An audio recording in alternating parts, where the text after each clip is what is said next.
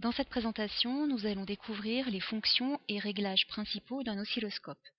Un oscilloscope permet d'observer des tensions alternatives. Commençons par allumer l'oscilloscope. Une courbe apparaît à l'écran. Cette courbe est appelée un oscillogramme. Il s'agit ici d'une tension alternative, sinusoïdale, c'est-à-dire en forme de vague, et périodique. Voyons à présent le rôle de certains boutons de réglage. Tout d'abord le bouton intensité, qui comme son nom l'indique, permet de régler l'intensité lumineuse du signal. Il faut donc le régler en fonction de son confort visuel.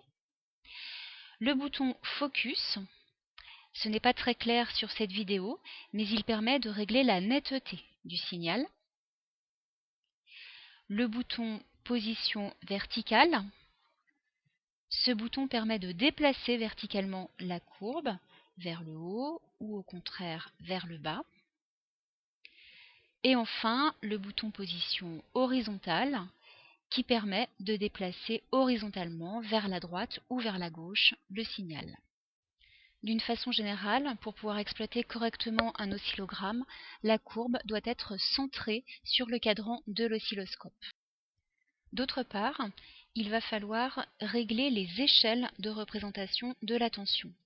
Pour cela, il existe un bouton de réglage de l'échelle verticale, appelé sensibilité verticale.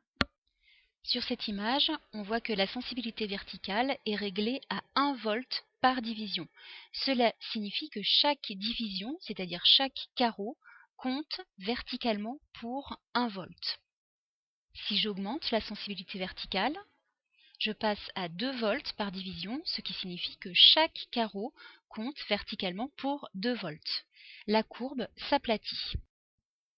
Si au contraire je diminue la sensibilité verticale, je passe à 0,5 volts par division. Je constate alors que la courbe s'allonge. Je peux diminuer encore la sensibilité verticale et passer à 0,2 volts par division, mais je constate alors que la courbe sort de l'écran, ce qui ne permet pas d'exploiter correctement l'oscillogramme. Pour que le réglage vertical soit correct, il faut donc revenir à une sensibilité verticale de 0,5 volts par division. Il faut également régler l'échelle de représentation horizontale de la courbe. Pour cela, il existe un bouton appelé sensibilité horizontale ou vitesse de balayage.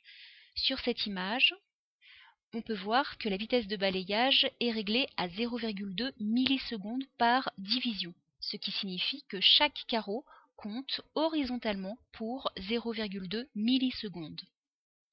Si j'augmente la sensibilité horizontale, je passe ainsi à 0,5 millisecondes par division et je constate sur l'oscillogramme que les vagues se sont resserrées. Je peux au contraire diminuer la sensibilité horizontale et passer à 0,1 millisecondes par division.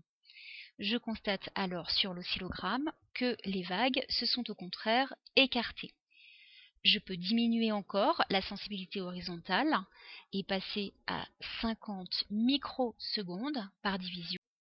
Mais je constate alors sur l'oscillogramme que la courbe n'est plus exploitable puisqu'on ne peut pas observer un motif entier sur le cadran de l'oscilloscope.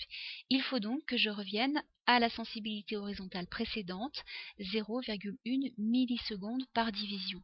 Celle-ci me permet en effet d'observer un peu plus d'un motif sur le cadran de l'oscilloscope, ce qui correspond à un réglage correct. Voilà, notre oscilloscope est à présent réglé. La sensibilité verticale est réglée sur 0,5 volts par division, ce qui permet d'observer une courbe suffisamment haute mais qui ne sort pas du cadran de l'oscilloscope. Et la sensibilité horizontale est réglée sur 0,1 millisecondes par division, ce qui permet d'observer un peu plus d'un motif élémentaire.